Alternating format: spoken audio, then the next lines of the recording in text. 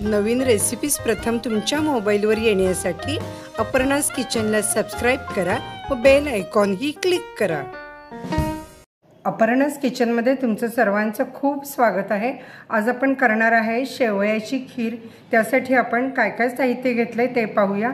आपण इथं अशा या शेवया घेतलेल्या आहेत। ह्या एक वाटीभर शेवया आहेत। त्यानंतर आपण त्याच्यासाठी पाव वाटी साखर घेतलेली आहे। थोडी कमी घेतो आपण कारण आपण मिल्क मेड यामध्ये वापरणार आहे। त्यासाठी असा मी हा मिल्क मेडचा कंडेन्स मिल्कचा छोटा डबा घेतलेला आहे। त्यानंतर तूप 1 टेबलस्पून, वेलदोड्याची पावडर, ड्रायफ्रूट्स आणि आपण हे पाऊण लिटर दूध घेतले। हे दूध उकळून ठेवलेले आहे मी, गरम दूध आहे। आपण तूप गरम करून त्यामध्ये ड्रायफ्रूट्स घालायचे आहेत। काजू बदाम शक्यतो यामध्ये घालायचे तुकडे करून आणि ते थोडे परतायचे। हे थोडे रोस्ट झालेले आहेत असे बघा। थोडासा रंग बदलतो, वास बदलतो। रोस्टेड झाले की ते खीरीत छान लागतात, टेस्टी। नंतर आपण घालणार आहेत शेवया। अशा आपण ह्या सुरलेल्या आहेत बारीक आणि ह्या तुपामध्ये आता आपण भाजायच्या आहेत।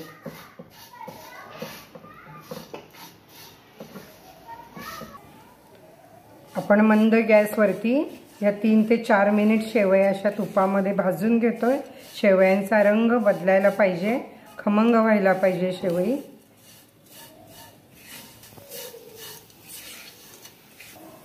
रंग बदललेला आहे शेवयांचा आणि आपण हे सतत हलवतोय, नाहीतर शेवया लगेच करपू शकतात। आपण दूध हे उकळत ठेवलेलं होतं। हे उकळतं दूध मी पाऊण लिटर घेतलेलं आहे। यातलं अर्धच दूध मी आता यामध्ये हळूहळू घालणार आहे।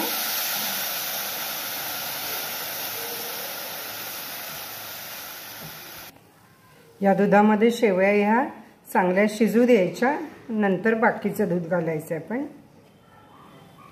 1 मिनिटभरच मी झाकण ठेवते, म्हणजे शेवयांना चांगली वाफ येईल आणि त्या मोकळ्या होतील। आपण हे आता झाकण काढायचं आहे। बघा शेवया चांगल्या शिजलेल्या आहेत वाफ आल्यामुळे।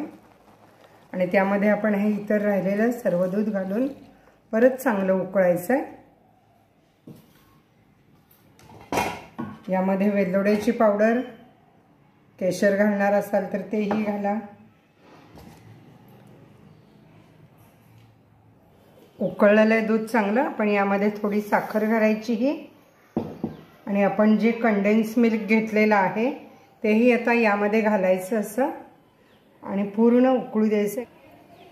कंडेन्स मिल्क आपण घातलं की टेस्ट एकदम छान येते। समज जर तुमच्याकडे नसेल तर तुम्ही खवा दुधामध्ये, ताजा खवा पाहिजे, अर्धी वाटी खवा दुधामध्ये मिक्स करा आणि तो घाला, म्हणजे खीर किती सुरेख होईल ते पहा।